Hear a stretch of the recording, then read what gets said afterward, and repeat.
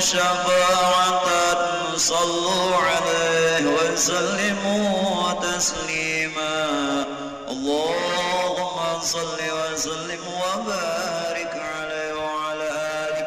Siapa yang dia kepingin syafaat salawat. Salu ala Muhammad. Salu ala Muhammad. Takbir.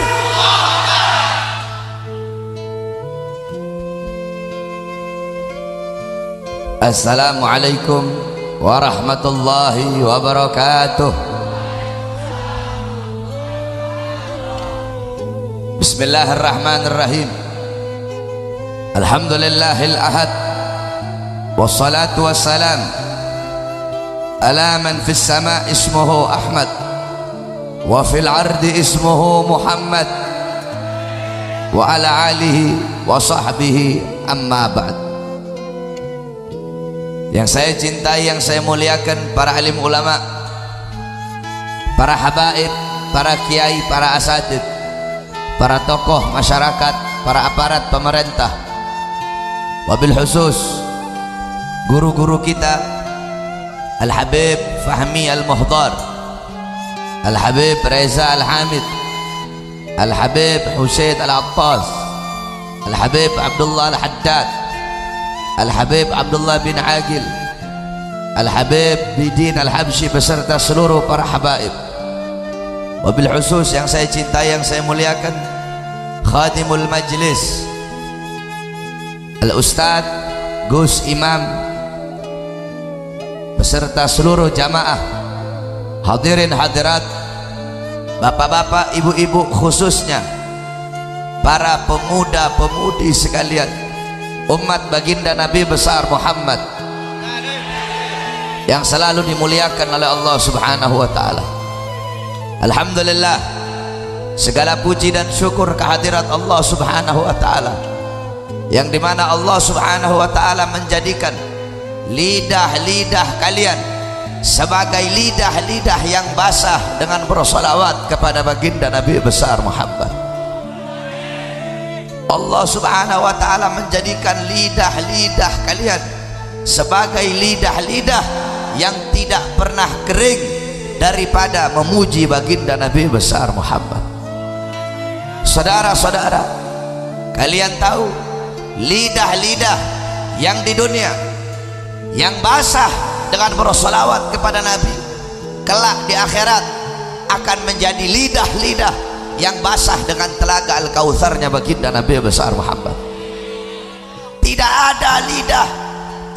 ada lidah yang lebih mulia di muka buminya Allah selain lidah yang basah dengan bersolawat kepada baginda Nabi besar Muhammad sallallahu alaihi wasallam.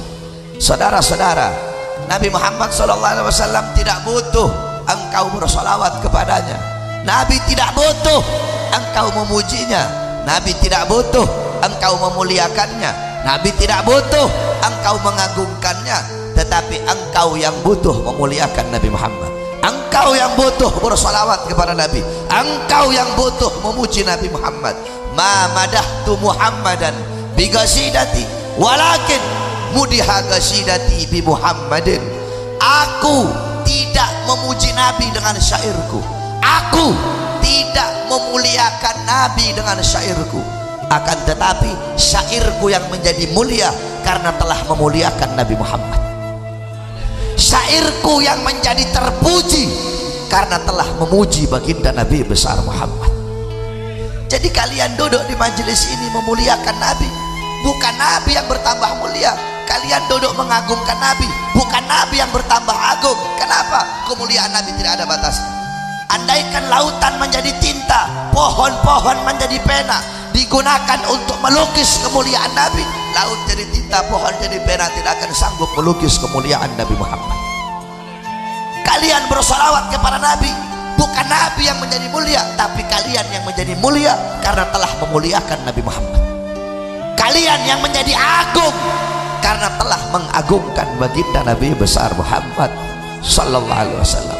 Oleh karena itu rugi, oleh karena itu celaka bagi orang-orang yang lidahnya selalu kering daripada bersolawat kepada Nabi Muhammad sungguh celaka, sungguh rugi orang-orang yang ketika disebutkan di hadapannya namanya Nabi, apapun namanya Nabi, Muhammad kek, Ahmad kek, Mustafa kek, Murtadha kek, Mujtaba kek, Yasin kek, Toha kek, ketika disebutkan namanya Nabi dia tidak mau bersalawat kepada Nabi, itu orang-orang yang dilaknat oleh Allah Subhanahu wa taala. Diceritakan Al-Imam Ibn Munziri di dalam kitabnya, beliau menceritakan bahwasanya di zaman Nabi Muhammad ketika itu ada seorang pemburu kijang yang membawa buruannya kijang di hadapan Nabi Muhammad. Ketika dia lewat di hadapan Nabi dengan izin Allah, kijang tersebut mengadu, berbicara kepada Nabi Muhammad, "Ya Rasulullah, tadi aku sedang mencari makan, ini pemburu, dia buru aku, kemudian dia membawa aku, sedangkan aku meninggalkan anak-anakku di kandang. Ya Rasulullah, tolong bilang sama ini pemburu, lepaskan aku sementara, biarkan aku pergi menyusui anak-anakku, setelah itu aku akan kembali kepadanya ya Rasulullah." Apa kata Rasulullah kepada itu kijang? "Wahai kijang, bagaimana nanti kalau kamu tidak kembali? Bagaimana nanti kalau kamu ingkar janji?" Apa jawab kijang tersebut? "Ya Rasulullah, kalau aku tidak kembali, kalau aku ingkar janji, maka aku akan dilaknat oleh Allah sebagaimana Allah melaknat orang-orang yang ketika disebut namamu tidak mau bersalawat kepadamu ya Rasulullah." Oleh karena itu ketika disebutkan nama Nabi Muhammad, bersalawatlah engkau kepada baginda Nabi besar Muhammad sallallahu alaihi wasallam, karena setiap salawat yang kalian baca sampai kepada Nabi Muhammad. Jangan kamu percaya sama Wahabi goblok itu, Wahabi Salafi ngomong salawat pahalanya nggak nyampe, orang goblok itu. Qala Rasul sallallahu alaihi wasallam, "Man shalla alayya salatan sallallahu alaihi biha asyra." Barang siapa yang bersalawat kepada aku 1 kali, Allah bersalawat kepadanya 10 kali. Allah bersalawat maksudnya apa? Allah memberikan rahmat. Salawat kamu dibawa oleh malaikat di hadapan kuburnya Nabi Muhammad. Malaikat berkata, "Ya Rasulullah, fulan bin fulan, fulan bin fulan, fulan bin fulan," disebutkan kamu punya nama satu persatu di hadapan kuburnya Nabi. Mereka bersalawat kepadamu ya Rasulullah. Kata Nabi, bawa salawat mereka menghadap Allah. Dibawa kau punya salawat menghadap Allah. Malaikat berkata, "Ya Allah, fulan bin fulan, fulan bin fulan, fulan bin fulan," disebutkan kamu punya nama satu persatu. Mereka bersalawat kepada kekasihmu Muhammad. Apa kata Allah? "Akan aku jadikan dari setiap satu huruf dari salawat yang mereka baca, akan aku ciptakan 360 malaikat. Satu huruf kamu bersalawat, ya Rabbi sholli ala Muhammad, ya Rabbi, ya satu huruf, alif satu huruf, ra satu huruf, ba satu huruf, ya satu huruf, ya Rabbi 5 huruf. Dari setiap satu huruf Allah ciptakan 360 malaikat yang memiliki 360 kepala. Setiap kepala memiliki 360 wajah. Setiap wajah memiliki 360 mulut. Setiap mulut memiliki 360 lidah. Malaikat itu akan memohon ampun atas dosa-dosa kalian, dan dia tidak akan berhenti minta ampun sebelum Allah mengampuni dosa-dosa orang yang bersalawat kepada Nabi Muhammad sallallahu alaihi wasallam. Oleh karena itu, lazimkan bagi kalian, dawamkan bagi kalian untuk selalu bersalawat kepada Nabi, karena orang-orang yang paling dekat dengan Nabi kelak di akhirat, orang yang dikenal oleh Nabi adalah orang yang selalu menyebut nama baginda Nabi besar Muhammad sallallahu alaihi wasallam. Saudara-saudara, pada malam hari yang mulia ini kalian bukan cuma bersalawat, akan tetapi kalian berkumpul dengan ulama, kalian berkumpul dengan orang-orang saleh, yang dimana qala Rasul sallallahu alaihi wasallam, "Man jalasa aliman faka'annama jalasani fid dunya." Qala Rasul, "Man sara aliman faka'annama sarani, man safaha aliman faka'annama safahani, man jalasa aliman faka'annama jalasani fid dunya, faman jalasani fid dunya ajlastuhu ma'i yaumal qiyamah." Berkata Nabi Muhammad SAW, barang siapa yang mendatangi ulama, berkunjung kepada ulama, seakan-akan dia mendatangiku, seakan-akan dia berkunjung kepadaku. Kamu datang kepada ulama, datang kepada orang soleh, seakan-akan kamu mendatangi Nabi Muhammad. Faman safaha aliman, barang siapa yang mencium tangan ulama, mencium tangannya orang-orang soleh, faka'annama safahani, seakan-akan mencium tanganku. Kamu tahu Al-Imam Al-Habib Ali bin Husain Al-Attas di dalam kitabnya Tajul Arsh, beliau menceritakan bahwasanya dulu di India ada seorang wali besar namanya Al-Habib Muhammad Maula Danggal Al-Attas. Ini Habib wali Majeduk, nggak pernah pakai baju, tidurnya di hutan di atas pohon. Tiap hari orang-orang Hindu datang ke hutan pengen berjumpa dengan Habib Muhammad. Akhirnya saudara-saudara, raja Hindu mulai khawatir karena semakin hari semakin banyak rakyatnya masuk Islam. Datang ini raja Hindu. Ini raja Hindu bilang, ya Habib, tolong berhenti kamu ngasih masuk rakyat saya masuk Islam. Kalau kamu tidak berhenti, saya bakal datang ke sini besok bawa pasukan, saya ratakan ini hutan dengan tanah. Apa jawab Habib Muhammad? Silahkan wahai raja, datang kamu ke sini, ratakan ini hutan. Akhirnya besoknya benar datang itu raja bawa pasukan gajah yang banyak. Habib Muhammad beliau perintahkan nyamuk-nyamuk yang ada di hutan untuk melawan pasukan gajah raja tersebut. Nyamuk, saudara-saudara. Akhirnya dengan izin Allah, nyamuk-nyamuknya Habib Muhammad mengalahkan pasukan gajah. Yakni bukan seberapa besar kekuatan yang engkau miliki, bukan seberapa banyak pasukan yang kau miliki, tetapi kepada siapa kamu berpihak. Apabila kamu berpihak kepada Allah, berpihak kepada kebenaran, berpihak kepada orang soleh, walaupun kamu sendiri, walaupun kamu tidak punya harta, walaupun kamu lemah, kamu akan diberikan pertolongan oleh yang maha kuat, yakni Allah subhanahu wa ta'ala. Singkat cerita saudara-saudara, akhirnya ini raja tobat. Dia bilang sama Habib, Habib, saya minta ampun, saya mohon ampun Habib. Ya Habib, saya janji gak bakal ganggu Habib lagi, dan saya janji setiap hari Jumat saya bakal datang ke sini bawa makanan untuk Habib. Akhirnya tiap Jumat itu raja datang, dia cium tangannya Habib Muhammad. Tiap Jumat cium tangannya Habib Muhammad. Akhirnya wafat ini raja. Ini raja meninggal. Kamu tahu orang Hindu kalau wafat itu dibakar. Ketika jasadnya dibakar, ketika jenazahnya dibakar, semua tubuhnya hancur jadi debu, kecuali mulut dan tangannya yang tidak bisa hancur. Akhirnya ini keluarganya bingung, berkali-kali dibakar kok nggak hancur-hancur mulut dan tangannya ini raja. Datang ke Habib Muhammad, ya Habib, ini raja udah dibakar semuanya, udah habus jadi abu, cuma mulut sama tangannya nggak bisa kebakar. Apa kata Habib Muhammad? Iya, karena dia tiap Jumat datang ke sini mencium saya punya tangan. Sedangkan saya, kata Habib Muhammad, setiap hari mencium tangannya baginda Nabi besar Muhammad. Man safaha aliman faka'annama safahani. Barang siapa yang mencium tangan orang alim, sama seperti dia mencium tanganku. Faman jalasa aliman, dan barang siapa yang duduk berkumpul bersama ulama, duduk berkumpul bersama orang-orang soleh, faka'annama jalasani fid dunya, maka seakan-akan dia duduk denganku di dunia. Dan barang siapa yang duduk dengan aku di dunia, kelak di akhirat akan aku dudukkan dia bersama aku. Saudara-saudara, orang-orang yang beruntung di akhirat, kamu mau tahu orang-orang yang berbahagia di akhirat bukan orang-orang yang hanya datang sekedar bawa pahala sholat, bawa pahala puasa, bawa pahala zakat, bawa pahala jihad, bukan. Orang-orang yang beruntung di akhirat, orang-orang yang kedua matanya dihalalkan oleh Allah untuk memandang wajah indah baginda Sayyidina Muhammad. Orang-orang yang beruntung di akhirat, orang-orang yang hidungnya dihalalkan oleh Allah untuk mencium wanginya jasad baginda Nabi besar Muhammad.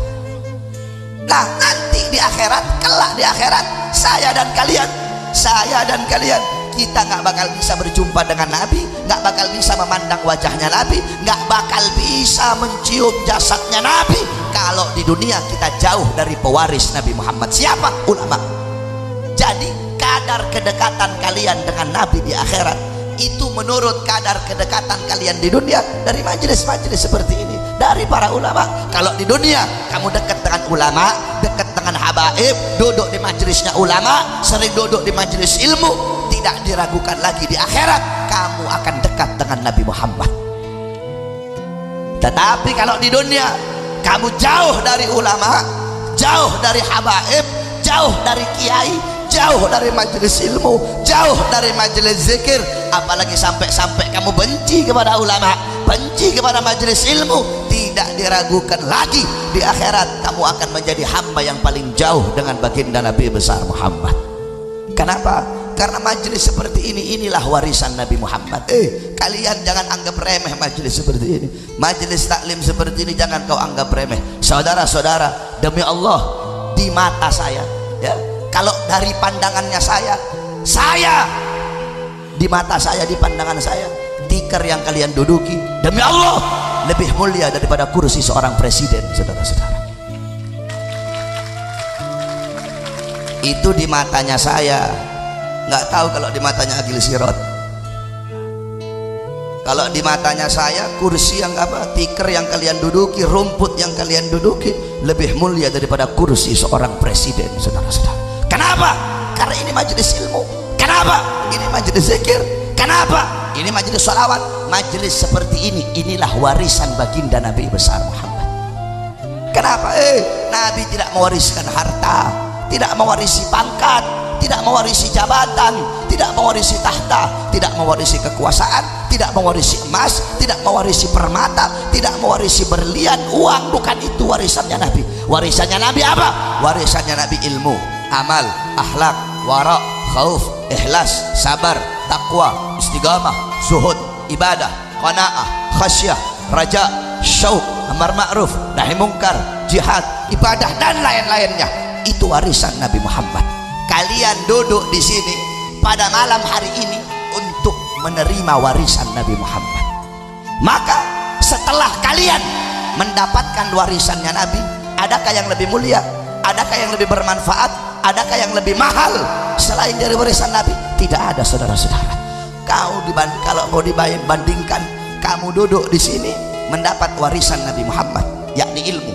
Di luar sana kamu dapat warisan 1 triliun. Demi Allah, duduk di sini mendapatkan warisannya Nabi lebih bermanfaat, lebih mahal, lebih berharga, lebih baik, lebih utama bagimu di dunia dan akhirat daripada warisan 1 triliun harta yang hanya akan menyusahkan kehidupanmu di dunia dan di akhirat kelak. Oleh karena itu, saudara-saudaraku, jangan pernah engkau jauh dari majelis ilmu, jangan pernah engkau jauh dari ulama, jangan pernah engkau jauh dari orang-orang saleh.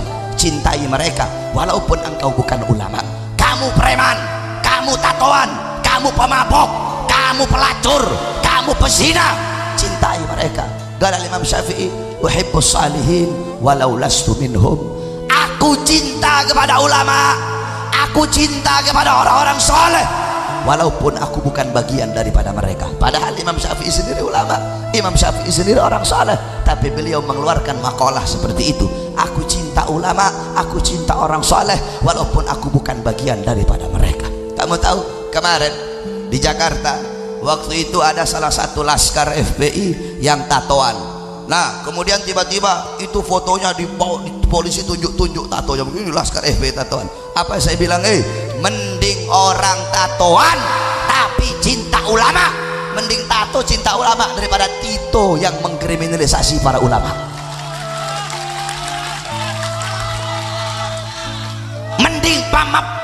Mending mantan preman, mending mantan pemabuk, mantan narkoba, mantan penjahat. Itu orang ini kalau datang ke Jakarta lihat masuk ke pondok pesantren saya, kaget kalian kira penjara. Kenapa orang tatoan semua di pondok pesantren saya? Mending mantan penjahat, mantan pembunuh, mantan preman, mantan pemabuk, tapi dia menyerahkan jiwanya untuk para ulama daripada orang-orang yang pakai dasi, jenderal-jenderal yang berbintang tetapi menzolimi para ulama, saudara-saudara.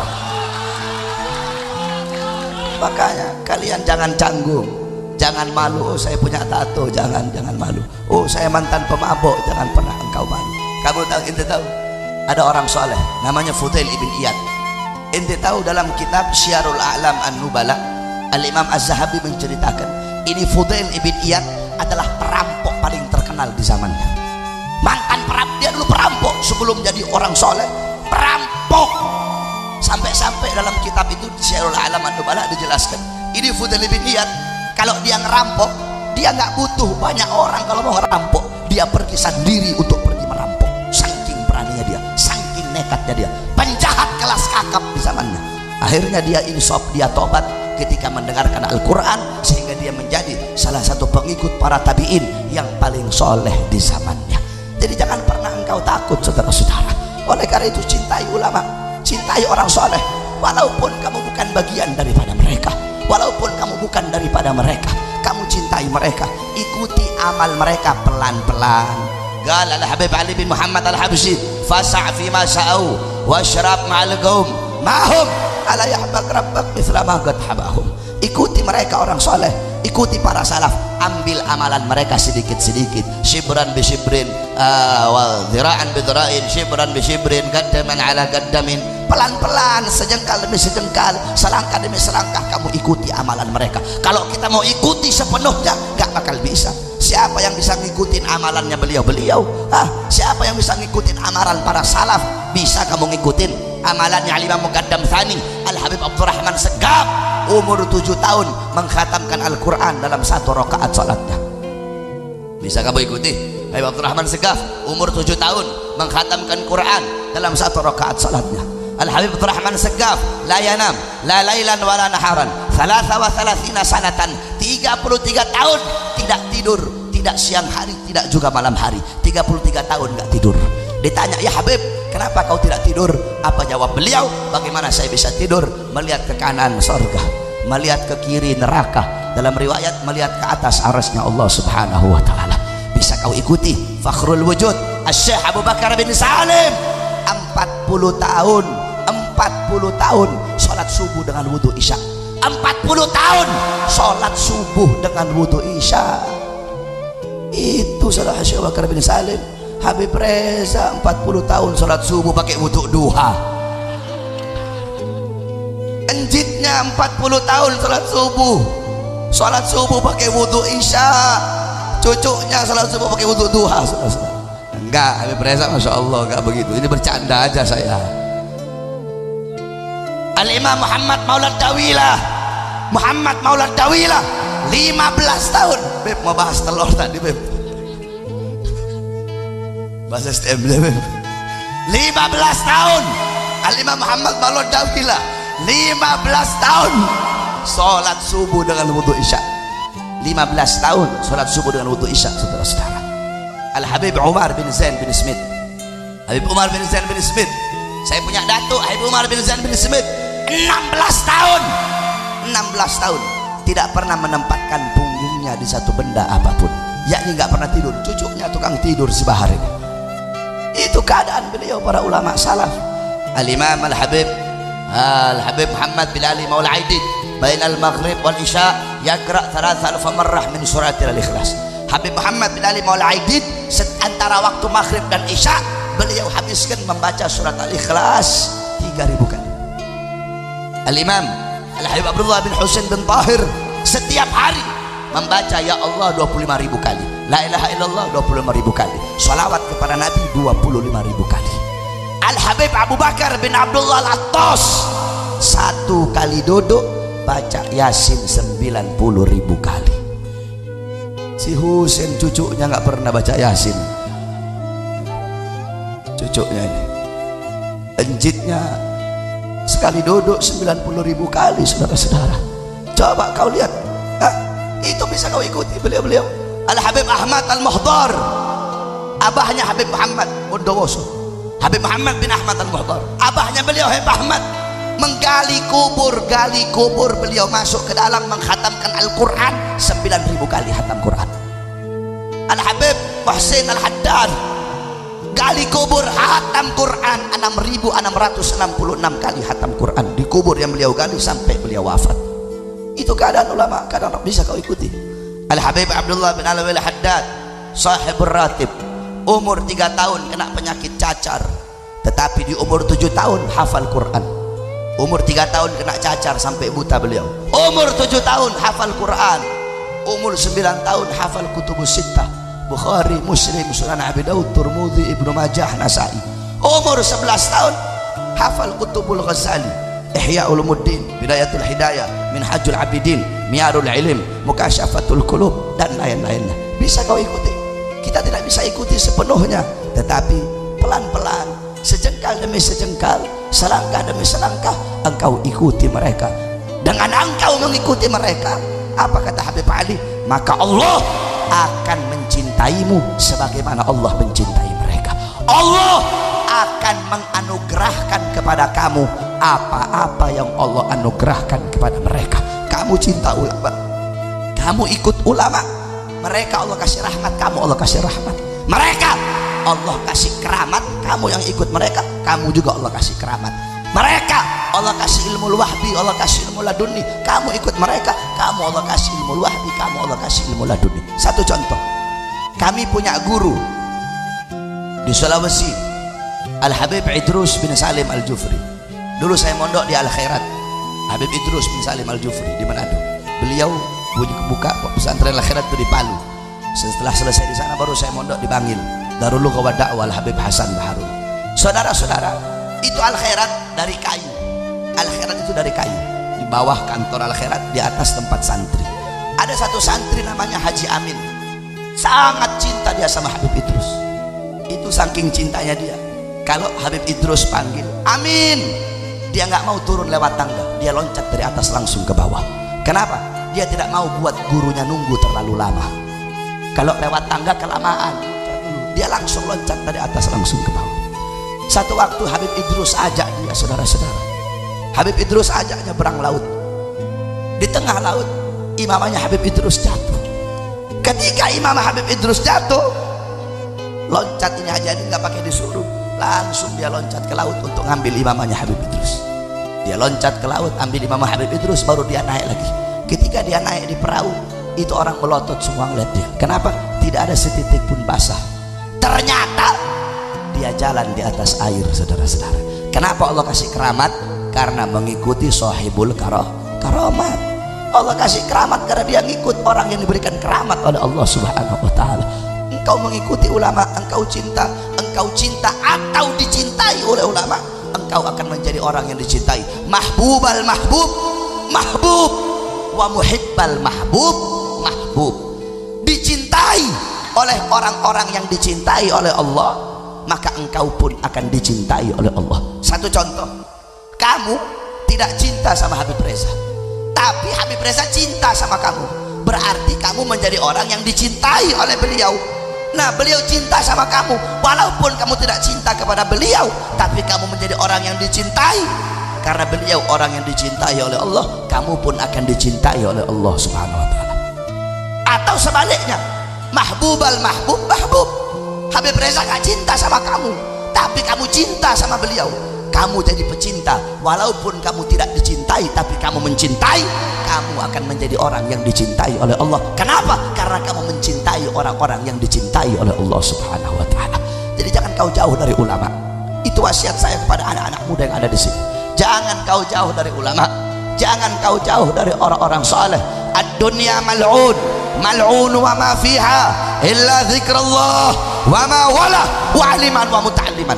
Dunia ini mal'un, dunia ini terkutuk, dunia ini hina, dunia ini bejat, dunia ini biadab, dunia ini bangsat, wa ma fiha, dan hal-hal yang ada di dalamnya semuanya terkutuk, illa kecuali zikrullah, mengingat Allah, berzikir. Orang-orang yang taat, orang-orang yang patuh kepada Allah, orang-orang yang dalam hatinya mencintai Allah, dalam hatinya penuh rasa takut kepada Allah, tidak pernah merasa aman dari azab dan siksa Allah.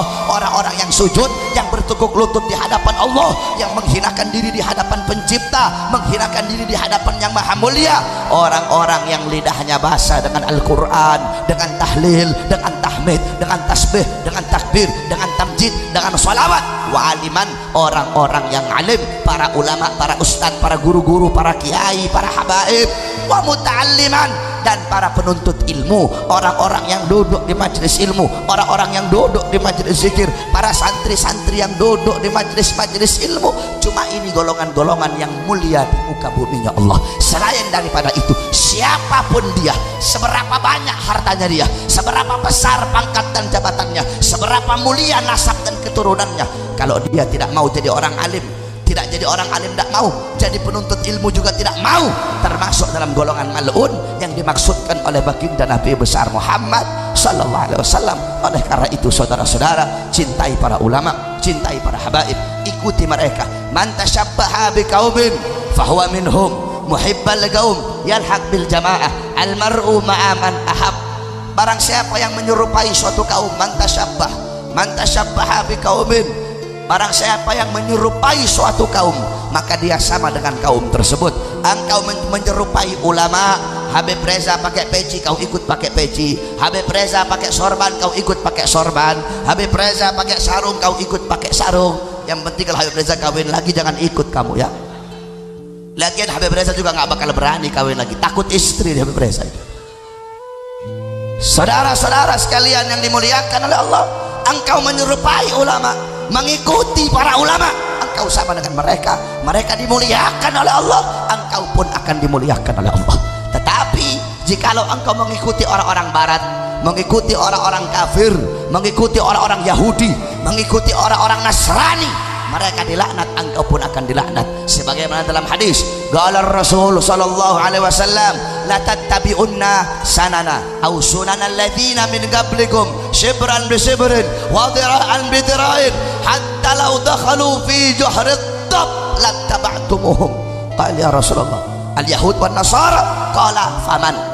Nabi Muhammad bersabda, sungguh nanti umatku akan mengikuti generasi golongan sebelum mereka, sejengkal demi sejengkal, selangkah demi selangkah mereka ikuti golongan-golongan terdahulu, sampai-sampai sekalipun golongan terdahulu itu masuk ke dalam lubangnya dob.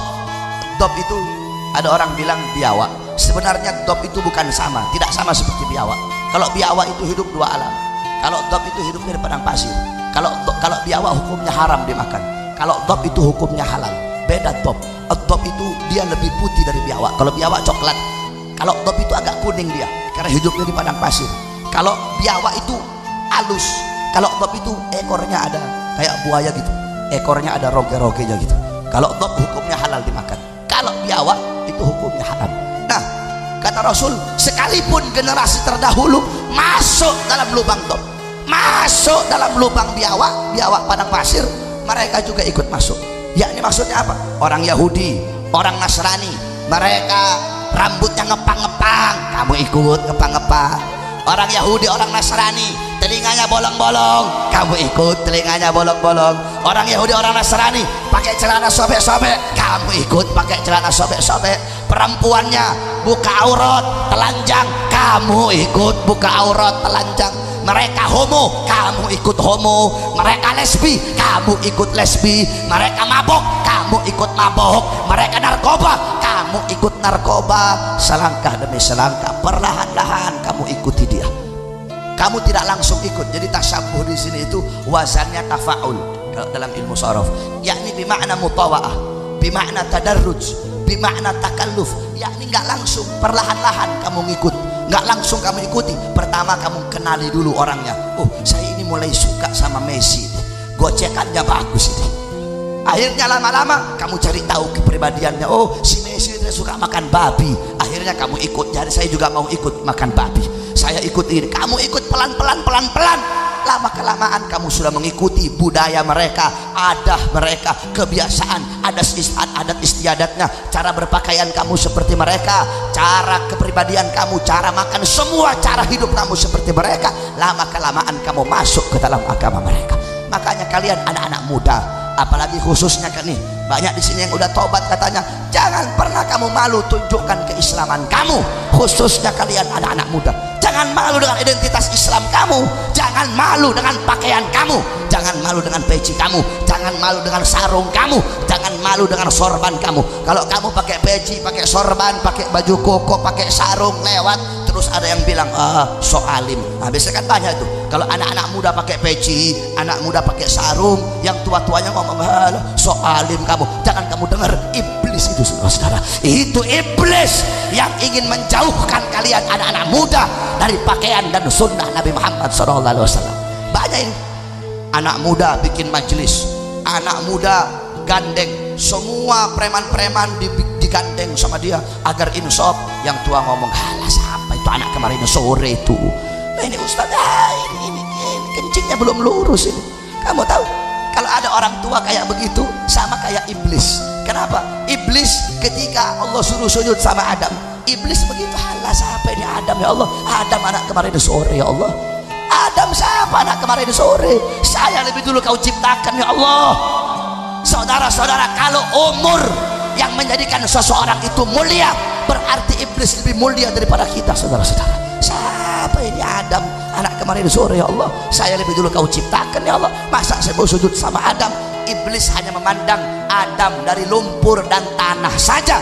Iblis tidak tahu di balik lumpur dan tanah akan tercipta taman-taman yang indah, saudara-saudara. Makanya jangan kau lihat, oh ini justru yang tua itu kalau lihat yang muda maju, harusnya mereka dukung, harusnya mereka dukung 100%. Kenapa? Karena kelak ujian dan rintangan ke depan itu lebih bejat, lebih bahaya daripada ujian sekarang ini. Makanya saya dakwah ini baru 12 tahun saya dakwah.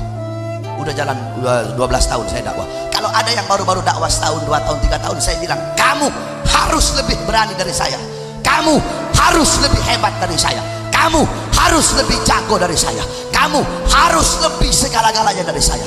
Sebab kenapa? Ujian ke depan, ujian kamu bakal lebih berat daripada ujian saya. Makanya kamu harus lebih segala-galanya dari saya. Ini malah yang tua ngomong, ini kamu anak muda, anak kemarin sore, ente fulan, ente men ente bin man ente fulan bin fulan, anak siapa ente?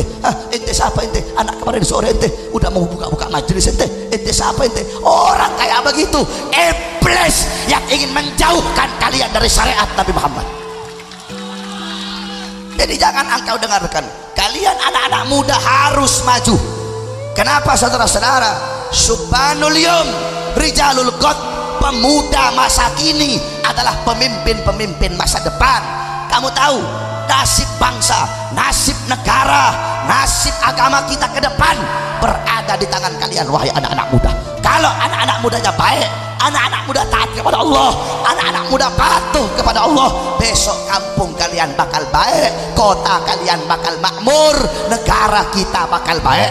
Tetapi kalau anak-anak mudanya rusak, anak-anak mudanya bejat, anak-anak mudanya narkoba, anak-anak mudanya melacur, anak-anak mudanya jauh dari Allah, jauh dari Islam, engkau lihat potong lidah saya, besok kampung kamu bakal bejat, kampung kamu bakal rusak, kota kamu bakal rusak, negara kita bakal rusak. Oleh karena itu jangan pernah kamu malu, tunjukkan keislaman kamu, tunjukkan identitas Islamnya kamu. Orang Kristen pakai kalung salib, dia tidak malu kemana-mana, pakai kalung salib nggak malu, alek-alek, hengki-hengki, joni-joni. Coba kamu lihat, pakai rambut begitu nggak malu pinggir jalan, masa kamu pakai sarung malu, saudara-saudara?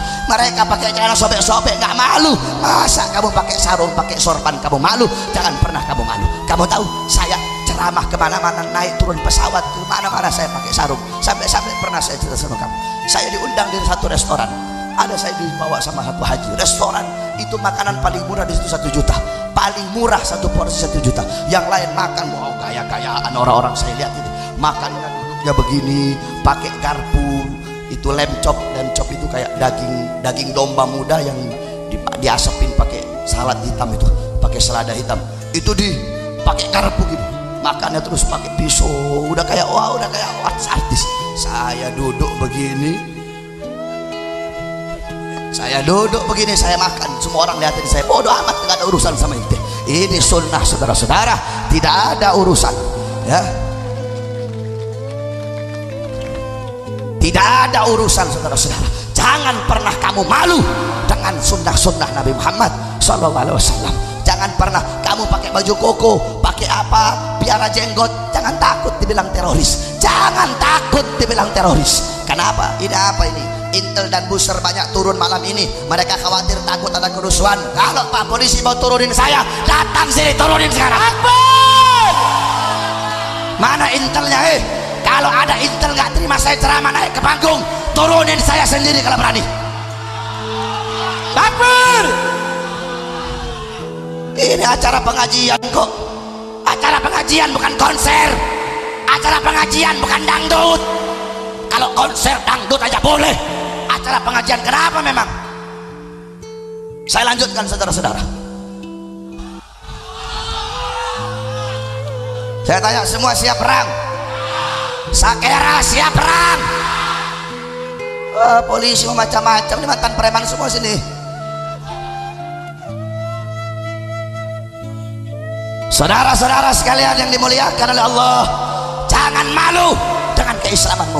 Begitu juga kalian kaum perempuan, jangan malu dengan jilbabmu, apalagi pakai cadar. Orang sekarang mau pakai cadar takut. Kenapa? Takut dituduh teroris.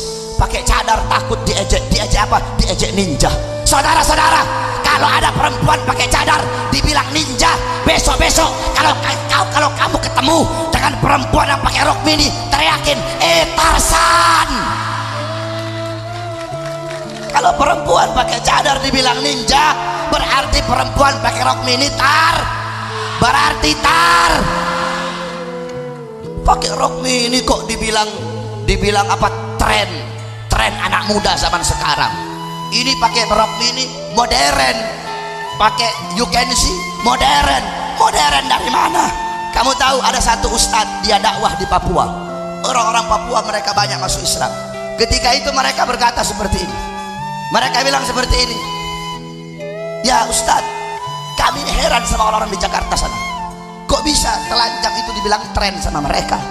Jikalau telanjang dibilang modern, dibilang tren, berarti kami orang-orang Papua lebih tren daripada mereka. Kami lebih modern daripada mereka, karena kami dulu telanjang bulat. Semakin kemari ditutupin pelan-pelan. Perempuan-perempuannya dulu terbuka payudaranya, sekarang mulai tertutup. Jadi semakin tertutup itu yang tren, saudara-saudara. Semakin tertutup itu yang modern. Kalau telanjang dibilang modern, binatang lebih modern dari kita, saudara-saudara. Ya, kalian anak muda, laki-laki, perempuan, jangan pernah malu, tunjukkan keislaman kalian. Ikuti beliau-beliau para ulama, cara berpakaiannya engkau ikuti mereka. Dengan engkau ikuti mereka, Allah akan beri kepada kamu apa-apa yang Allah berikan kepada mereka. Saudara-saudara, bersabda Nabi Muhammad SAW, kun aliman, jadilah kalian orang-orang alim. Habib, saya tidak bisa jadi orang alim, udah telat Beb, saya nggak bisa jadi orang alim. Nggak bisa jadi orang alim. Kun muta'alliman, jadilah engkau santri. Kalau nggak bisa jadi orang alim, jadilah engkau santri. Au mustami'an, jadi santri nggak bisa Beb, saya nggak bisa jadi santri Beb, saya sibuk. Kun mustami'an, au mustami'an, jadilah engkau pendengar. Ya, jadilah engkau pendengar, mendengarkan nasihat ulama, mendengarkan hikmah ulama. Jadi mustami' nggak bisa. Kun muhibban, itu pilihan terakhir bagi kamu. Jadilah pecinta ulama, pecinta habaib, pecinta kiai. Ya, jadi orang alim nggak bisa, jadi santri nggak bisa, jadi pendengar nggak bisa, jadi pecinta tidak bisa. Jangan kau jadi golongan yang kelima, jangan kau jadi golongan yang terakhir. Siapa golongan terakhir? Udah ulama bukan, santri bukan, pendengar bukan, pecinta bukan, malah jadi pembenci para ulama, pembenci para habaib, pembenci kiai, pembenci majelis taklim. Ini sebangsat-bangsatnya manusia, saudara-saudara. Udah orang alim bukan, goblok iya, santri bukan, bejat iya, pendengar ilmu bukan, pendengar orkes iya, pecinta ulama bukan, malah jadi pembenci para ulama, pembenci para habaib, pembenci para kiai. Ini al-anun nas, manusia paling laknat itu, saudara-saudara. Oleh karena itu saya wasiatkan kepada kamu, kalau kamu tidak bisa jadi orang alim, maka jangan kamu jadi. Kalau kamu tidak bisa jadi orang alim, jadi santri. Tidak bisa jadi santri, jadi pendengar. Tidak bisa jadi pendengar, jadi pecinta. Kalau kamu tidak bisa menjadi pecinta, jangan kamu menjadi pembenci para ulama.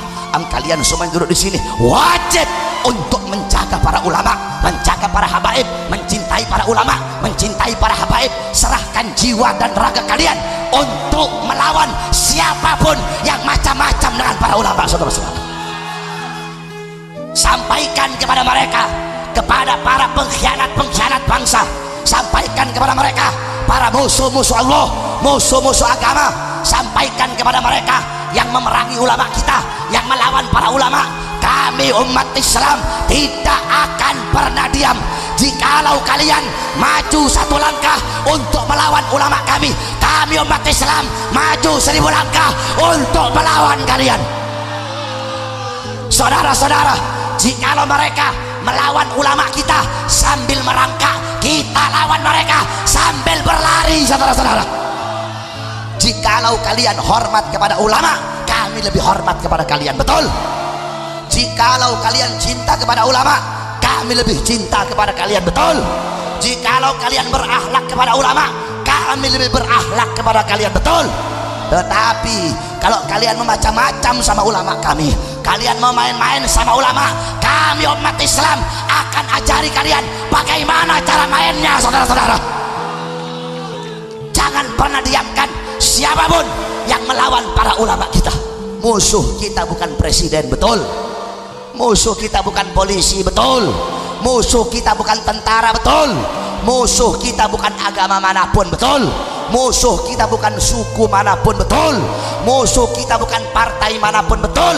Terus siapa musuh kita? Musuh kita adalah siapapun dia, mau tentara kek, mau polisi kek, mau presiden kek, mau DPR kek, dari partai manapun, apapun pangkat dan jabatannya, sebanyak apapun hartanya, apapun agamanya, apapun sukunya, kalau memusuhi ulama, melawan ulama, maka mereka menjadi musuh umat Islam. Allahu Akbar, Allahu Akbar, Allahu Akbar. Semua yang hadir saya tanya, siap bela ulama, siap bela Islam, siap bela habaib, siap bela kiai, siap bela bangsa, siap bela negara. Allahu Akbar. Jangan macam-macam kau sama santri. Ini bangsa Indonesia, bukan Cina, bos. Ini Indonesia, ini tanah Indonesia telah dicuci dengan darah para ulama, betul? Darah para santri, para habaib, para kiai, para santri, para pahlawan-pahlawan. Mereka mengorbankan jiwanya, nyawanya, darahnya, berjuang, berperang pagi, siang, sore, malam melawan para penjajah-penjajah Belanda. Mereka usir para penjajah sehingga gerbang kemerdekaan Indonesia bisa terbuka. Kalimat apa, seruan apa, teriakan apa yang menggema di langit Indonesia? Saudara-saudara, teriakan, suara, gema yang terdengar di langit Indonesia, yang keluar dari mulut anak-anak muda Surabaya khususnya, umumnya Jawa Timur, untuk mengusir para penjajah Inggris adalah kalimat Allahu Akbar. Sampai-sampai Bung Tomo mengatakan, apa kata Bung Tomo? Kalau tidak ada Allahu Akbar, kalau tidak ada takbir, saya tidak tahu bagaimana memberikan semangat kepada anak-anak muda Surabaya. Makanya jangan macam-macam kamu sama santri. Hei kalian pejabat-pejabat biadab, pejabat-pejabat bangsat yang suka macam-macam dengan rakyat, yang suka bohongi rakyat, yang suka tipu rakyat, yang suka makan uang rakyat. Saudara-saudara, demi Allah, kami para habaib, para kiai, para ulama tidak akan pernah meninggalkan rakyat Indonesia. Selama rakyat belum diberi keadilan dari para pejabat, maka selama itu kami akan bangkit melawan, menentang siapapun yang ingin menghancurkan dan menyengsarakan rakyat Indonesia. Saudara-saudara, ini kalau kita bela ulama dibilang anti Bhinneka Tunggal Ika, bela Quran dibilang anti Pancasila, bela Islam dibilang anti NKRI. Itu pejabat yang ngomong begitu, congornya aja itu ngomong begitu. Penakut itu mereka. Kamu tahu, mereka ini cuma congornya ngomong Pancasila, Pancasila, dikit-dikit Pancasila, tapi hatinya kosong dari nilai-nilai roh Pancasila. Saudara-saudara, bohong mereka. Ngomong Pancasila, hatinya kosong dari nilai-nilai roh Pancasila. Kami para santri jarang ngomongin Pancasila, tetapi demi Allah, Pancasila hidup abadi di dalam hati kami. Saudara-saudara, itu mereka ini setan-setan ini, kera-kera berdasi ini, ya mereka itu tiap Senin hormat bendera, tiap Senin hormat bendera, tapi mereka yang mengkhianati dan menodai merah putih. Saudara-saudara, kalau ente nggak khianati merah putih, nggak bakal ente korupsi uang rakyat. Kalau ente nggak khianati merah putih, nggak bakal jalan ada yang rusak, betul? Pejabat sekarang ini Dzul Wajhain, tahu Dzul Wajhain? Satu kepala, mukanya dua, satu di depan, satu di belakang. butuh sama rakyat kalau ada maunya, butuh sama ulama kalau ada maunya, betul. Kalau mau pencalonan butuh sama rakyat. Contohnya Jokowi, udah nggak usah jauh-jauh. Jokowi, saudara-saudara, butuh sama rakyat kalau ada maunya. Mau pencalonan masuk gorong-gorong. Kiai tenang, jangan takut Kiai. Bilang kalau ada apa-apa bilang aja sama saya Kiai. Kalau polisi tidak ada yang, kalau polisi mau nangkap jangan tangkap panitianya, tangkap saya Bahar bin Smith. Jangan panitia yang tangkap, panitia jangan ditangkap, sebab panitia nggak nyuruh Beb ceramah yang keras ya, tidak, panitia tidak suruh begitu. Sebab saya ceramah begini memang nggak bisa diatur. Kalau ada polisi mengatur saya, Habib ceramah jangan keras-keras, polisinya suruh naik ceramah, jangan saya. Saudara-saudara, coba kau lihat Jokowi belum jadi presiden, naik turun becak, naik turun bajai, keluar masuk pasar. Setelah jadi, yang susah tambah susah, yang miskin tambah miskin, listrik naik, BBM naik, utang banyak. Di Arab ada raja minyak, di Indonesia ada raja utang. Saudara-saudara sekalian yang dimuliakan Allah, bukan cuma Jokowi, presiden sebelumnya juga begitu, SBY dan lain-lainnya. Banyak para pejabat yang butuh kepada rakyat kalau ada maunya, saudara-saudara. Saya ini bukan orang partai, bukan. Saya bukan ustadz partai, bukan. Sekarang kan banyak ustadz macam-macam. Ada kiai kuning, ada kiai merah, ada kiai hijau, ada kiai biru. Tahu maksudnya? Ada kiai PKB, ada kiai P3, ada kiai Golkar, ada kiai PDI, ada kiai Demokrat, ada kiai Hanura, ada kiai Gerindra, ada kiainya Mak Banteng, ada kiainya Prabowo, ada kiainya Wiranto, ada kiainya SBY, ada kiainya si Brewok Surya Paloh. Akhirnya ustadz sama ustadz berantem, kiai sama kiai berantem, Habib sama Habib berantem. Kenapa? Urusan partai, gara-gara beda bendera. Ustadz sama ustadz saling berantem, kiai sama kiai saling berantem, Habib sama Habib saling berantem.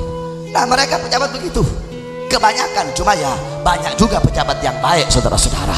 Polisi sama seperti polisi. Kamu kira semua polisi buruk? Tidak, ada polisi yang baik, masih banyak polisi yang baik. Tapi tetap kalau di Indonesia banyakkan yang bangsat, saudara-saudara. Begitu juga pejabat. Kamu kira pejabat semuanya bangsat? Tidak, ada pejabat yang baik. Tapi ya begitu, paling banyak pejabatnya bangsat. Butuh sama rakyat kalau ada maunya, saudara-saudara. Sebelum jadi berjanji, ini kebenaran, ini kenyataan. Sebelum berjanji, saya berjanji mensejahterakan rakyat, saya berjanji memakmurkan rakyat. Setelah jadi, rakyat mana yang makmur? Rakyat mana yang sejahtera? Saya tanya, ada kamu sejahtera? Saya tanya, jawab, ada kamu sejahtera? Ada kamu makmur? Yang susah tambah susah. Berapa banyak orang kelaparan, orang kehausan, mereka telanjang, mereka kelaparan, saudara-saudara. Yang makmur bukan rakyat. Terus Beb, yang makmur siapa? Yang makmur orang-orang asing, yang makmur perusahaan-perusahaan asing. Kita pribumi Indonesia menjadi budak di tanah kita sendiri, saudara-saudara. Nah, makanya perlunya anak-anak muda yang baik agar ke depan pejabat kita menjadi pejabat-pejabat yang baik. Mereka cuma mulut aja, mereka tiap Senin hormat merah putih, tapi hatinya kosong dari merah putih. Kita para santri jarang hormat merah putih, paling setahun sekali 17 Agustus. Tetapi demi Allah, walaupun kita jarang hormat merah putih hidup abadi dalam hati kami para santri, saudara-saudara. Kamu tahu mereka ini, mereka andaikan ada orang-orang asing, Amerika, Cina, atau siapapun mau datang ke Indonesia, merebut kedaulatan Indonesia, ya, merampok harta Indonesia, yang lari duluan mereka tuh yang ngomong Pancasila. Mereka yang lari duluan itu. NKRI harga mati. Mereka yang lari duluan itu.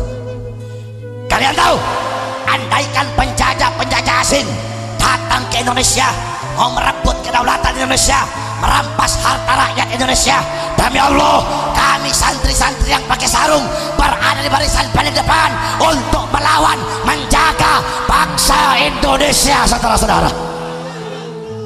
Kita santri berada barisan paling depan mempertaruhkan jiwa dan nyawa untuk negara Indonesia. Mereka kemana? Kabur. Oleh karena itu, saudara-saudara, sekali lagi saya sampaikan, jadilah kalian anak-anak muda yang cinta kepada ulama, cinta kepada para habaib, cinta kepada para kiai. Jangan kau ikuti para pejabat. Kalau ada pejabat yang baik, kamu ikuti dia. Ada pejabat yang bagus, kamu ambil baiknya.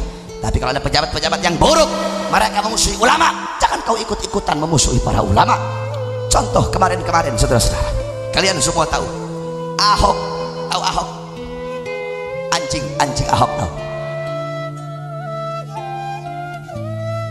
Ya sama, anjing babi sama lah. Anjing bin babi, babi bin anjing, sama-sama saja. Ahok penista agama, penista Al-Quran, yang dibela sama Majelis Sirot. Tahu Ahok ya? Tahu ya? Tahu kenapa Ahok berani?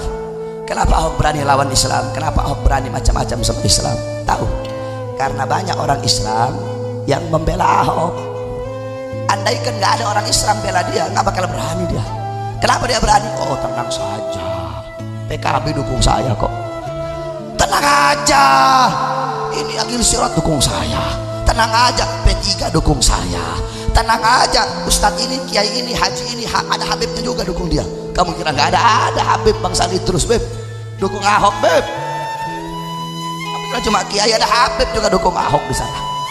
Nah makanya gara-gara ini bangsat-bangsat ini Ahok jadi berani, saudara-saudara. Jadi sebelum kita bunuh Ahok, bunuh mereka dulu ini.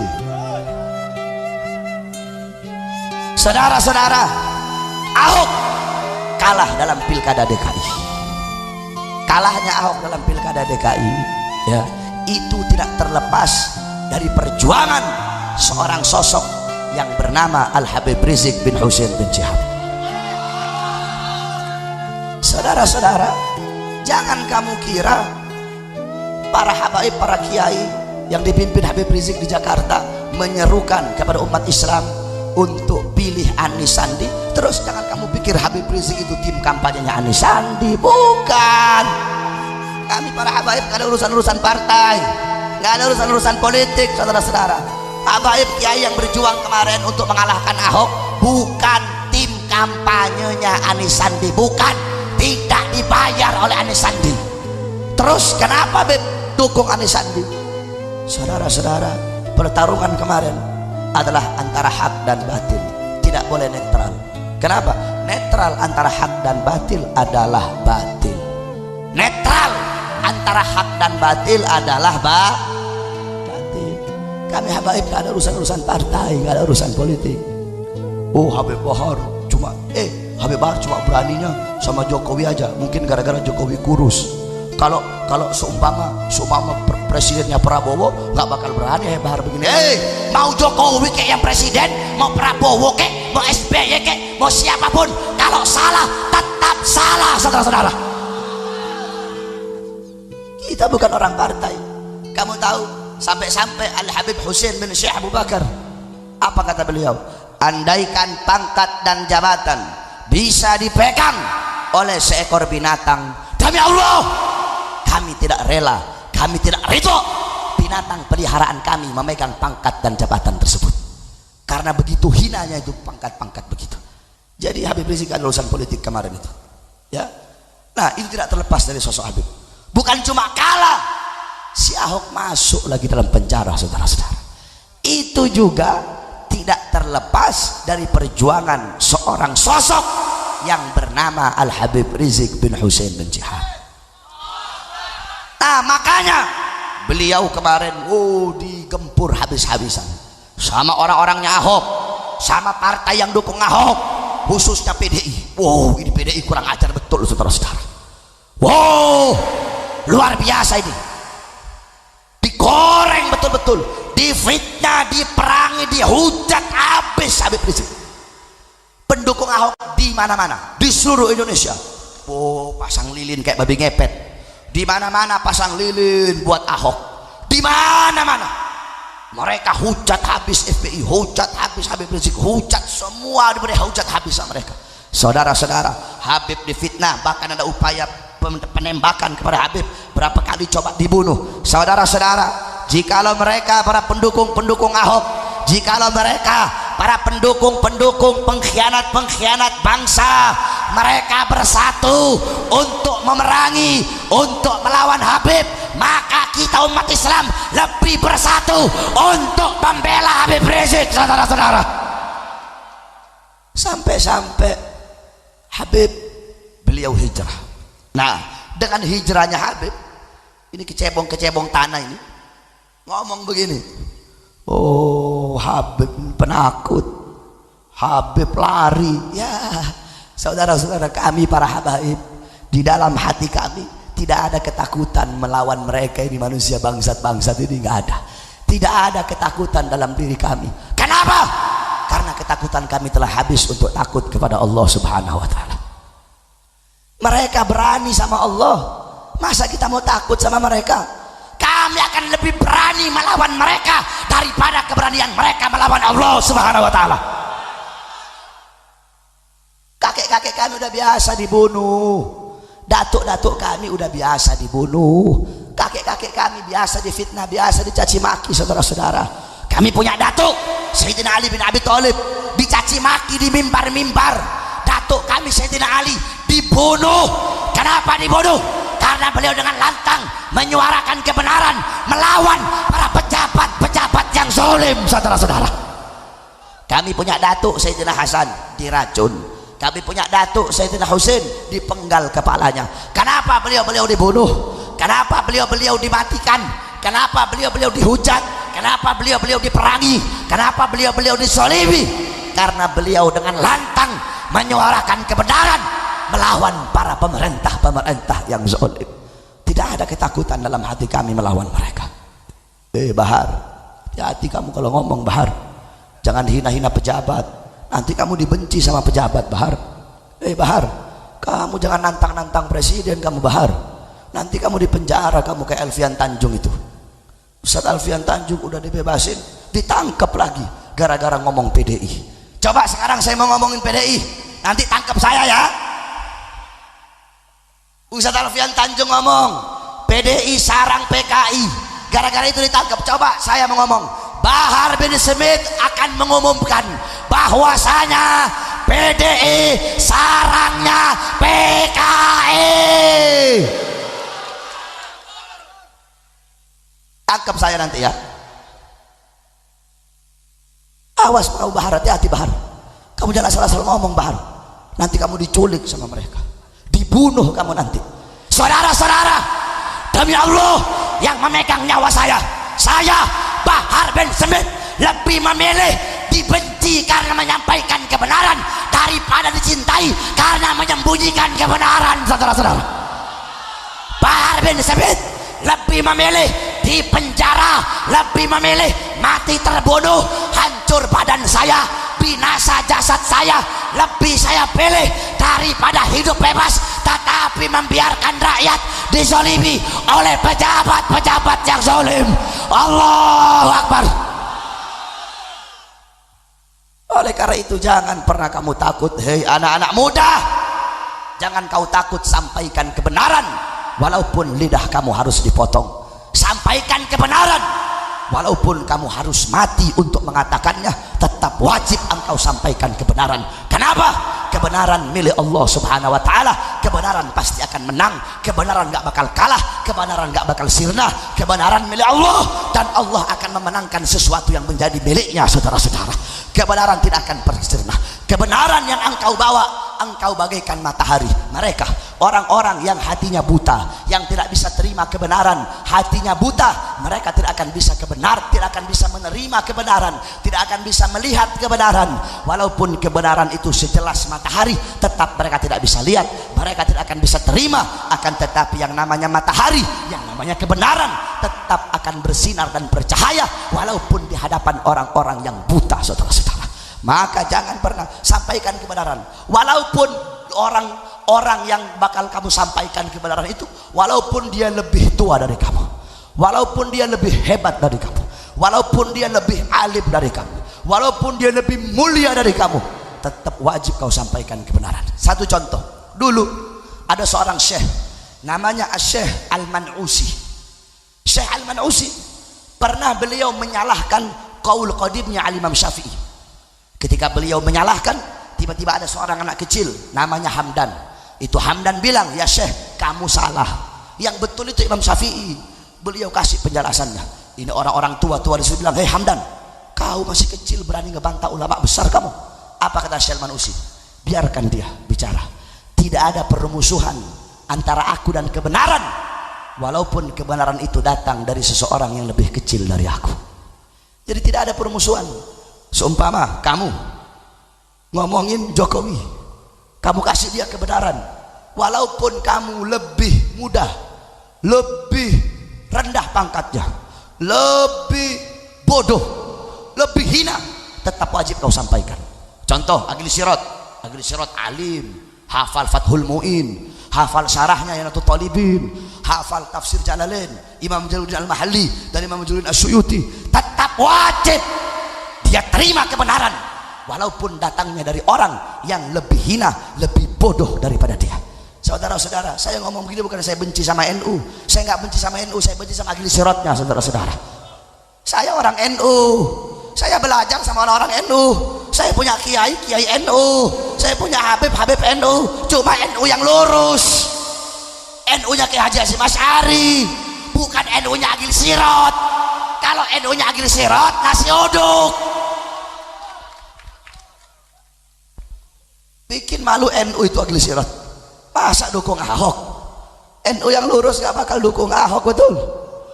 NU yang lurus, NU-nya Kiai Haji Hasyim Asy'ari tahu mana tuh tafsir Quran yang betul tentang ayat Al-Maidah 51, betul? Oleh karena itu wajib kalian sampaikan kebenaran. Siapapun wajib kamu sampaikan itu kebenaran. Yang terakhir, saudara-saudara, kita doakan seluruh sanak saudara kita, keluarga kita yang sedang dibantai di Rohingya. Mereka umat Islam di sana sedang digenosidakan. Tahu digenosidakan? Genosida itu pembantaian massal, membumi hanguskan ras dan agama mereka. Itu yang dialami saudara-saudara kita di Myanmar, saudara-saudara. Anak-anak kecilnya, laki perempuannya, yang lakinya diculik dibunuh, yang perempuannya diperkosa terus dibunuh, yang tua, yang muda, laki-laki, perempuan, semua yang namanya muslim harus dibumi hanguskan. Muslim di sana siapapun, yang laki perempuan, tua muda, yang kaya miskin, yang bodoh sempiter, semuanya dihancurkan, dibumi hanguskan, diusir dari tanah kelahiran mereka sendiri, saudara-saudara.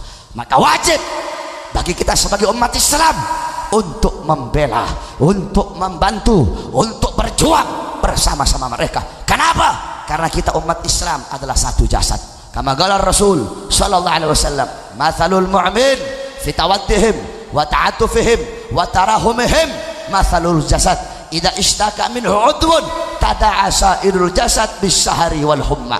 Apa kata Nabi Muhammad SAW? Kita orang mukmin di dalam saling mengasihi, dalam saling mencintai, dalam saling menyayangi, bagaikan satu jasad. Apabila ada sebagian jasad, ada sepotong jasad, ada sebagian anggota tubuh yang sakit, yang merasakan sakit, maka seluruh anggota tubuh akan merasakan demam dan panas. Saudara-saudara, kita mukmin satu tubuh. Kalau andaikan matanya sakit, semua anggota tubuh merasakan sakit, betul? Andaikan ada ujung jari yang sakit, seluruh tubuh merasakan sakitnya, betul? Nah, begitu juga saudara-saudara kita di Rohingya, muslimin muslimat di sana dibantai, maka luka mereka adalah luka kita, saudara-saudara. Darah mereka adalah darah kita. Penderitaan mereka adalah penderitaan kita. Siksa mereka adalah siksa kita. Tangisan mereka adalah tangisan kita. Anak-anak mereka yang terbunuh sama seperti anak-anak kita terbunuh, betul? Orang tua mereka terbunuh sama seperti orang tua kita terbunuh, betul? Anak mereka yang diculik, yang diperkosa sama seperti anak kita diculik dan diperkosa, betul? Begitulah nasib umat Islam di negara yang mayoritas non muslim. Bukan cuma di Myanmar saja, bukan cuma di Myanmar, di Eropa sana. Kamu tahu di Perancis kalau ada perempuan pakai jilbab ditarik-tarik, saudara, lepas kau punya jilbab, muslim teroris, lepas kau punya jilbab. Umat Islam yang menjadi minoritas mereka tidak bebas beribadah, mereka tidak bebas menjalankan Al-Qur'annya, tidak bebas menjalankan agamanya, karena mereka diantara mayoritas orang-orang kufar, saudara-saudara. Begitu juga di Rohingya, karena mereka minoritas, karena mereka muslim. Seakan-akan dunia internasional buta, saudara-saudara. Kenapa dunia internasional seperti PBB tidak mengutuk kejadian tersebut, tidak mengirim tentara perdamaian ke Rohingya? Karena yang dibantai adalah umat Islam, saudara-saudara. Andaikan yang dibantai itu Buddha, andaikan yang dibantai itu Hindu, andaikan yang dibantai itu adalah Kristen, andaikan yang dibantai itu Yahudi, maka itu langsung dunia internasional ikut campur. Kenapa? Karena huwa mau saudara mereka.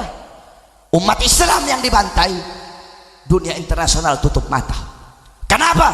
Karena mereka lihat Islam, saudara-saudara. Jadi bohong, mereka bilang kemanusiaan, kemanusiaan. Bohong, bukan kemanusiaan.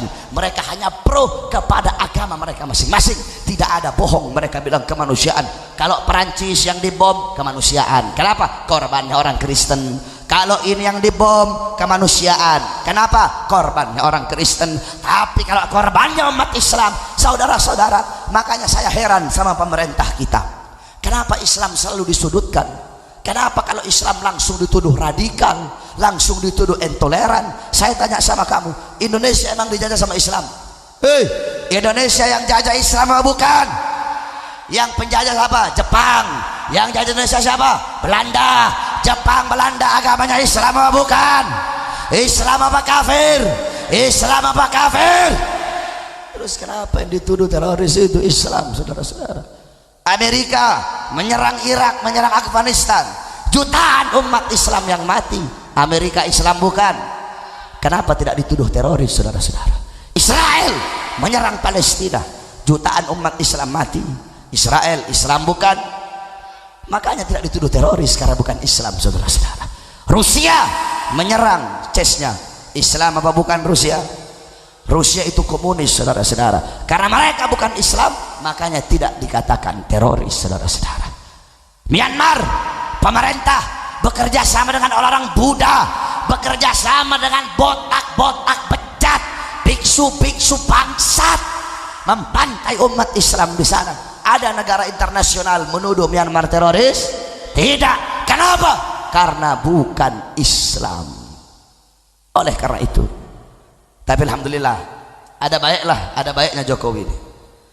Walaupun udah seminggu habis dari kajian itu, tetap dia kirim menteri luar negeri, kirim apa namanya kirim obat-obat, kirim apa. Cuma masih kalah sama Perancis. Kenapa? Perancis dibom siang, sore dia tulis pray for Perancis. Kalau Rohingya nunggu seminggu dulu, saudara-saudara. Rohingya Jokowi nunggu seminggu dulu, baru kalau beritanya udah heboh, baru so pray for Rohingya, kirim menteri luar negeri, kirim ini, tapi tetap kedubesnya nggak ditarik-tarik, saudara-saudara. Ya begitu nasib kalau umat Islam menjadi minoritas. Kita di sini umat Islam menjadi mayoritas, yang Buddha, yang Hindu, yang Kristen, yang Katolik, yang Konghucu, mereka menjadi minoritas. Ada kita ganggu? Mereka hidupnya aman, hidupnya tentram, betul, beribadah mereka aman. Bahkan kita yang jaga, kita beri mereka kebebasan selama mereka tidak mengganggu kita, betul. Saya tanya, pernah ada umat Islam bakar gereja? Ada umat Islam bakar kelenteng? Ada umat Islam bakar pura? Padahal mayoritasnya siapa? Mayoritasnya siapa? Islam. Tapi ada Islam ganggu mereka?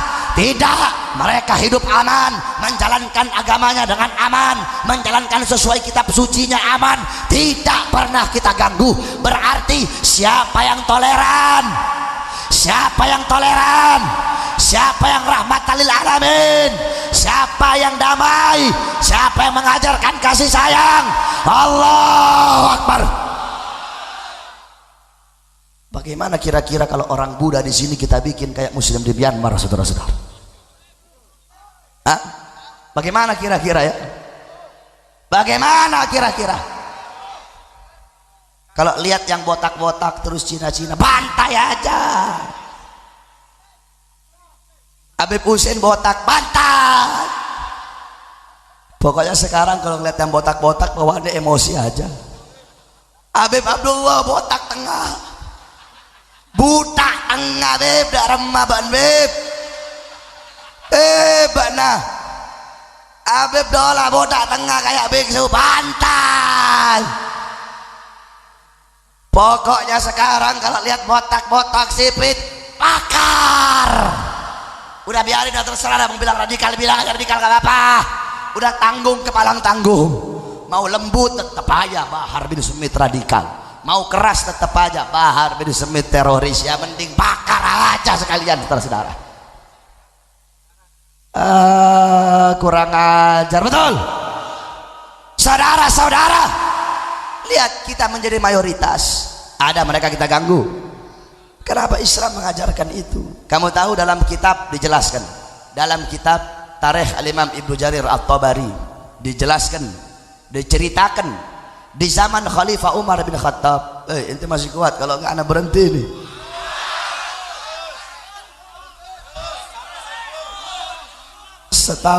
Setahunya saya orang Madura itu kuat-kuat. Orang Madura berani-berani, betul. Kalau ada orang Madura nggak kuat, nggak berani, bener orang Madura. Ya, siap, saudara-saudara. Dalam kitab Tarikh Al-Imam Ibnu Jarir At-Tabari diceritakan, di zaman Khalifah Umar bin Khattab menjadi khalifah, ketika itu gubernur Mesir adalah Amr bin As. Ketika Amr bin As jadi gubernur, ada rumahnya orang Yahudi. Amr bin As datang. Kemudian Amr bin As bilang, Yahudi, saya mau beli ini rumah kamu, mau bikin masjid. Kata orang Yahudi, mohon maaf, tidak bisa wahai gubernur, ini hartaku satu-satunya, tidak bisa saya jual. Akhirnya marah Amr bin As suruh anak buahnya, ayo ratakan, hancurkan di rumah, bangun masjid. Akhirnya saudara-saudara, ini orang Yahudi pergi ke Madinah, ngadu kepada Khalifah Umar bin Khattab. Dia bilang, Khalifah, saya tinggal di tempat yang mayoritas muslim di Mesir. Gubernur rampas hak saya, harta saya, rumah saya dihancurkan untuk dia bangun masjid. Saya minta keadilan wahai Khalifah. Marah Khalifah Umar bin Khattab. Apa kata Khalifah Umar bin Khattab? Ambil itu tulang onta. Ambil tulang onta. Khalifah Umar ambil, dia ambil pedang. Itu tulang onta digaris kayak huruf alif lurus dari atas ke bawah. Udah garis huruf alif, di bawahnya kayak harokat kasro gitu, nyerong malang gitu. Ini kasih kepada Amr bin As. Ini Yahudi bawa ke Amr bin As. Ketika Amr bin As, dia tuh kaget dia. Kenapa wahai Amr bin As? Aku tidak pernah lihat kamu ketakutan seperti itu. Ini isyarat dari Khalifah Umar bin Khattab bahwasanya nantinya aku bakal wafat, aku bakal mati bagaikan ini tulang.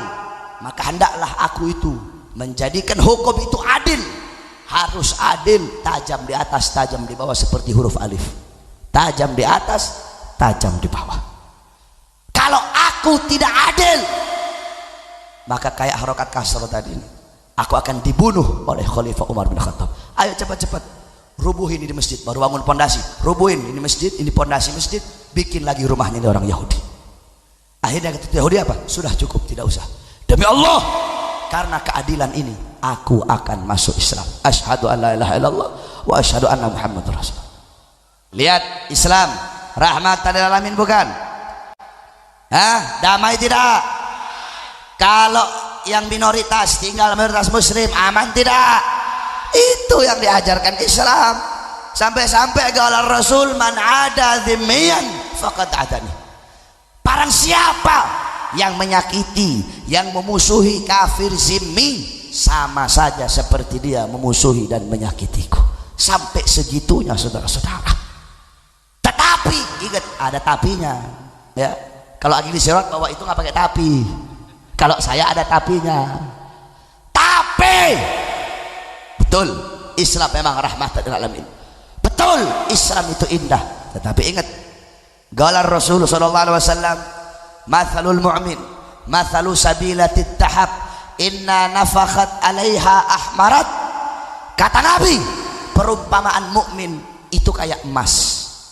Kamu lihat emas dipandang indah, betul, berkilauan, betul, emas enak dipandang. Begitu juga Islam, ya. Islam itu lembut, betul, Islam rahmatan lil alamin, betul. Tetapi jangan coba-coba kamu macam-macam dengan Islam. Bagaikan emas, inna nafakhat 'alaiha, kalau ditiupkan api, ya, yakni nafakhat, yakni apa, nafakhat an-nar, ditiupkan api. Kalau ditiupkan api, maka ahmarat, itu emas tadi akan memerah. Emas dilihatnya kuning berkilauan indah, betul, tapi kalau ditiupkan api, emas akan menjadi merah. Begitu juga kita umat Islam, begitu juga kita orang mukmin. Jangan macam-macam dengan saudara-saudara kita. Kita memang lembut, kita memang rahmat lil alamin, tapi kalau kalian macam-macam dengan umat Islam, dengan saudara-saudara mukmin, kita akan memerah bagaikan emas yang ditiupkan api. Kita akan berdiri melawan sampai titik darah penghabisan, saudara-saudara. Allahu Akbar, Allahu Akbar, Allahu Akbar. Semua siap bela saudara muslim Rohingya, siap berjuang bersama mereka, siap melawan budak-budak Myanmar, siap berdarah. Allahu Akbar, Allahu Akbar, Allahu Akbar. Semoga Allah tolong saudara-saudara kita yang kuat jasadnya berangkat ke sana, yang tidak kuat hartanya yang nyampe ke sana. Harta nggak bisa nyampe, doanya saja. Nggak mau doa, jasad nggak mau ke sana, harta nggak mau ke sana, sumpel kau punya mulut pakai sempak, diam saja.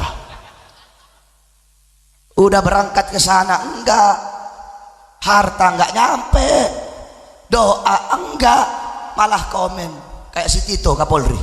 Apa dia ngomong kemarin? Itu Rohingya itu hanya alat untuk memojokkan presiden. Lah, apa hubungannya sama Presiden Jokowi? Habis Ramadan, habis Lebaran, saya kira makin baik, makin goblok, saudara-saudara. Apa hubungannya sama Jokowi? Siapa yang mau ngejatuhin Jokowi? Apa urusan Jokowi sama Myanmar? Kapolri kok nggak nyambung begitu, saudara-saudara? Banyak juga si Yakut itu, Yakut orang apa Yakut itu? Ansor ya dia ya. Ngomong ini bukan masalah agama, goblok, bukan masalah agama, terus masalah apa, goblok? Jelas-jelas si biksu bangsat Asin Wiratu dia ngomong kok, jelas-jelas dia ngomong muslim itu kayak ular, ular itu berbisa, dimanapun kamu temui mereka harus dibunuh. Kalau bukan masalah agama, masalah apa lagi? Jadi kalau kalian nggak mau ikut turun ke sana, hartanya nggak mau juga, nggak mau doa, sumpel mulutnya pakai sempak Hello Kitty, nah diam aja kau. Ya, diam aja. Kalau ke sana nggak mau, harta nggak nyampe, doa nggak mau, mending diam. Nggak usah kau komen-komen. Mudah-mudahan Allah berikan pertolongan kepada saudara-saudara kita yang ada di sana. Amin, amin ya rabbal alamin. Terakhir saudara-saudara, sebelum saya tutup, sama-sama kita baca Hizib Nasr yang dikarang oleh Sayyidina Al-Imam Asy-Syaikh Abil Hasan Asy-Syadzili. Hizib Nasr adalah Saiful Maslul, pedang terhunus yang siap untuk menebas siapapun musuh-musuh Islam. Kalau ada yang nggak hafal, amin amin aja ya. Kalau yang nggak hafal, amin amin, begitu saja. Bismillahirrahmanirrahim. Allahumma inni bisadati jabaruti kahrik wa bi sur'ati igatsati nasrik wa bi ghalatika intihaki huramatik wa bi himatika liman ihtama bi ayatik. Nas'aluka ya Allah ya Sami ya Qarib ya Mujib ya Syari' ya Muntakim ya Syadid al-Bats ya Jabbar ya Qahhar ya man la yajuzu qahrul jababirah wa la ya'dum alayhi ala kulli mutamarridah min al-muluki wal aqasirah anta ja'ala kaida man kaidani fi nahrih wa makara man makara bi aidan alayhi wa ufrata man hafril waqi'an fiha wa man nasaba li shabakat al-khida ij'al yasin Musa kan ilaiha wa musadan fiha wa asir ladaiha. Allahumma bihaqqi kaf ha ya ain sad ikfina hamal idha walaki hamar rada waj'alhum likulli habibin fida wa salit alaihim ajlan ni'mati fil yawmi wal ghada. Allahumma baddid shamlahum Allahumma farriq jamahum Allahumma ajlil adadahum Allahumma ja'alid da'irat alaihim,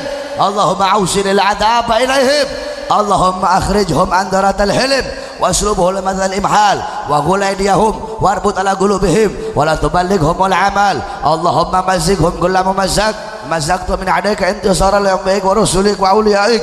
Allahumma antasir lana intisaraka li ahbabika ala adaik. Allahumma antasir lana intisaraka li ahbabika ala adaik. Allahumma antasir lana intisaraka li ahbabika ala adaik. Allahumma la tumakkinil ada fina wa la tsallitu alaina bi dhunubina. Allahumma la tumakkinil ada fina wa la tsallitu alaina bi dhunubina. Allahumma la tumakkinil ada fina wa la tsallitu alaina bi dhunubina. Hamim hamim hamim hamim hamim hamim hamim hummal amr wa janal suruf wa sarud. Hamim ain sin kaf himayat rami mana khaf. Allahumma qina syarral aswa wa la taj'al mahalla lil balwa. Allahumma atina amal raja wa fawqal amal. Yahu yahu yahu ya man bi fadlil fadlih as'aluka al ajal al ajal ilahil ijabat al ijabah. Ya man ajaba nuhan fi qaumih wa ya man usra ibrahim ala adaih wa ya man radda yusuf ala yaqub. Ya man kashafa dhara ayyub. Ya man ajaba da'wata zakaria. Ya man qabila tasbih yunus ibn matta. Nas'aluka bi sarihatihi ad-da'awat an taqabbal ma bihi da'awnak wa an tu'tiyana ma sa'alnak ajlis lana wa'dak alladhi wa'adta li ibadika al-mu'minin. La ilaha illa anta subhanaka inni kuntu minadh dhalimin. In qatat amaluna wa izidika illa minka wa khabara ja'una wa haqiqi ala fik. In abdat gharat al-arham wa abta'ala al-faqr wa shamilna gharat Allah ya gharat Allah.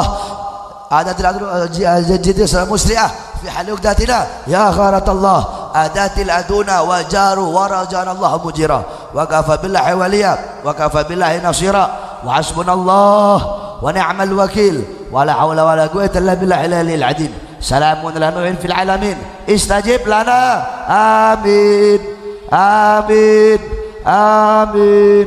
فقوتي أعطابنا القوم الذين ظلموا walhamdulillahi rabbil alamin. Yang terakhir saudara-saudara, saya ini sangat cinta sama orang Madura. Saya waktu masih umur 12 tahun saya dipanggil sama saya punya abah, ya waladi Muhammad ta'al. Saya namanya Muhammad Bahar, saya asli dari Sulawesi. Saya punya abah itu kalau manggil Muhammad Bahar, nanti di pondok baru orang-orang tahunya Bahar, jadi Muhammad Bahar. Saya punya apa panggil ya waladi Muhammad ta'al, anakku Muhammad sini. Kamu nanti kalau sudah besar, abah mau kasih tahu kamu satu suku yang terkenal cinta betul sama habaib. Kamu mau lihat suku yang sangat cinta sama duriyahnya Nabi, sama habaib, kamu datang ke Madura. Kamu lihat di situ orang Madura semua adalah suku yang terkenal cinta dengan habaib. Tanya orang Madura di sini, siap korbankan jiwa nyawa untuk habaib? Ya siap. Siap kalau ada habaib, kiai, ulama dizolimi, siap caro, siap caro, siap berdarah. Allahu Akbar, Allahu Akbar. Wa sallallahu alaihi wasallam Muhammad wa ala alihi wa sahbihi barik wa sallam walhamdulillahi rabbil alamin. Udah doa tadi Hizib Nasr, sekalian doa ya. Wal afu minkum wassalamu alaikum warahmatullahi wabarakatuh.